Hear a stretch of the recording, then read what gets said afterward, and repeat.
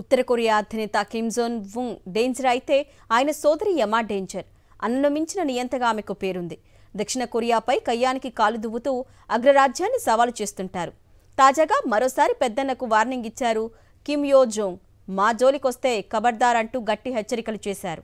దక్షిణ Korea America సైనిక విన్యాసాలు, ఉత్తర కొరియా క్షిపణి ప్రయోగాలతో కొరియా ద్వీపకల్పంలో నిత్యం ఉద్రిక్త వాతావరణమే ఉంటుంది.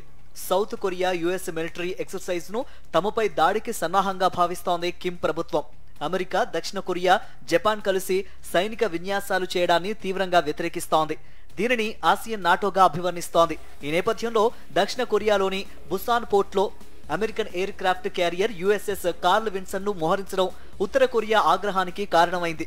దీనిపై సీరియస్ గా స్పందించారు కిమ్ సోదరి కిమ్ యో జోంగ్.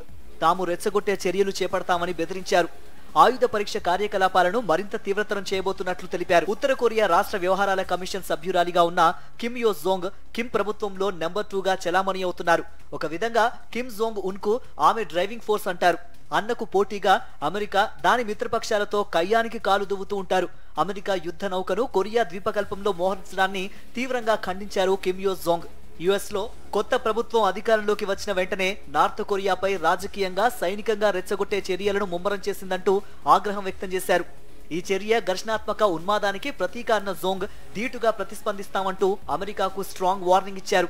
యుఎస్ఎస్ కార్ల్ విన్సన్ విమాన వాహక నౌక ఆదివారం బుసాన్ తీరానికి చేరింది. గత నెల ఈ రేవులో అమెరికా అణ్వాయుధ జలాంతర్గామిని నిలిపింది.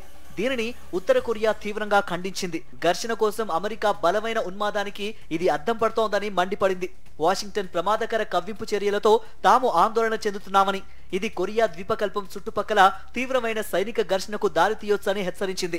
కవ్వించే వారిపై చర్యలు తీసుకునే తమ చట్టబద్ధమైన హక్కును ఖచ్చితంగా వాడుకుంటామని స్పష్టం చేసింది ఉత్తర కొరియా రక్షణ శాఖ. మరోవైపు కిమ్ యో జోంగ్ హెచ్చరికలపై స్పందించిన దక్షిణ కొరియా రక్షణ శాఖ తమ అణుక్షిపణి అభివృద్ధిని సమర్థించుకునే మోసం తప్ప మరేమీ కాదని పేర్కొంది.